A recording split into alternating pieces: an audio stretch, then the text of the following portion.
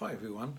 It's been playing on my mind to share a story that some of you know and perhaps a lot of you don't. And that story is me being a millionaire and then going into bankruptcy and losing everything and then rebuilding again. So in a nutshell, it started about 8 years ago.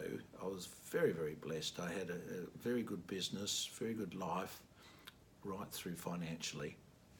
And 8 years ago, that year, I'd earned $1 million, had 4 overseas trips and had quite a lot of investments. But what happened in that year is that I was exposed to a severe fraud of my investments. And this fraud literally took away all my income investments. So I woke up one morning and found that I had been frauded, and all my money was gone and all my income was gone. So I looked at my wife and I just said, we're going to be homeless in 6 weeks because we didn't have enough money to pay our rent.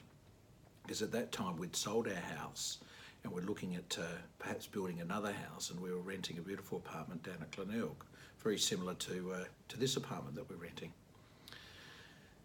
And with that money gone, which was a severe shock, both emotionally and mentally, and also very, very hard to describe, whereas some of you out there might have been in this sort of situation. I realised that I only had 6 weeks of rental money, and then after that we were homeless. So I said to my wife, Judy, okay, let's dig deep and let's look at what we need to do. Well, the first thing was that I had to go back to work again, because I was living off of my investments. Now, my work previously was being a financial planner, and I'd resigned all my licenses, so that wasn't going to be able to happen very, very quickly. I've got no degrees. I've been a self-made entrepreneur, and when I was looking at jobs, you need to have degrees or high school educations, these sorts of things to get a job. So what I did is I went labouring. Now that was tough, I tell you. So I worked with a plumber mate of mine digging holes. Then I rang up a friend of mine that's a very good old school friend, Andy Trelaw. Hi Andy. And he helped me secure a job at a gold mine. So I was there at a gold mine working out. And from there, also worked on their stations for quite a while and slowly started to get a bit of income in and building back. For the housing area, well, Judy and I looked at each other, and what we decided to do was to go home sitting.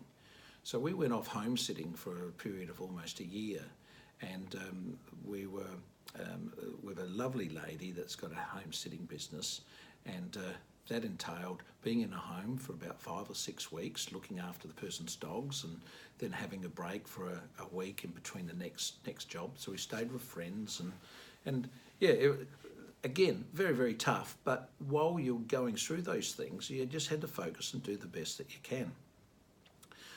Well, after a while, an opportunity came up where I started working and building and using my skills and building again. So, cut a long story short, after 8 years, we're living here in this beautiful apartment again that we're renting down the beach at Glenelg, which you can see behind me.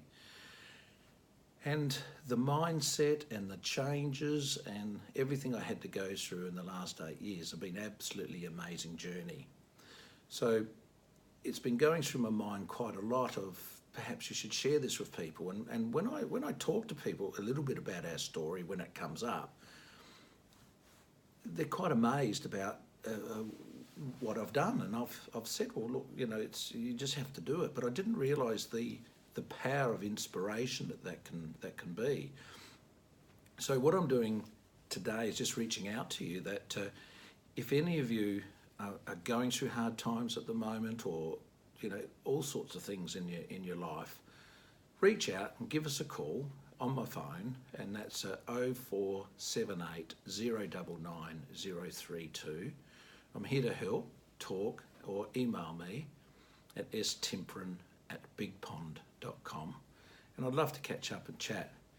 There's there's lots that went through my life. There was suicidal thoughts. I come from a family of suicide. My father suicided, my uncle suicided, my great-grandfather suicided. So to lie to you and say that I hadn't had thoughts of suicide would be quite wrong. That does come through, but it's just passing thoughts.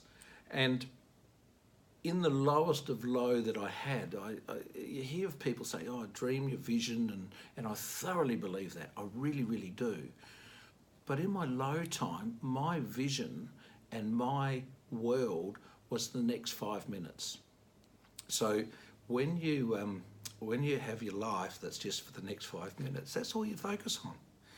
And then the next 5 minutes, and then the next 5 minutes, and then it becomes 10 minutes, then 20, and then life starts to turn. So there's lots of things I can share with you and help if you need, and also how to manifest things and ability. So anyway, I just thought I'd put this out there to anyone that perhaps needs some help.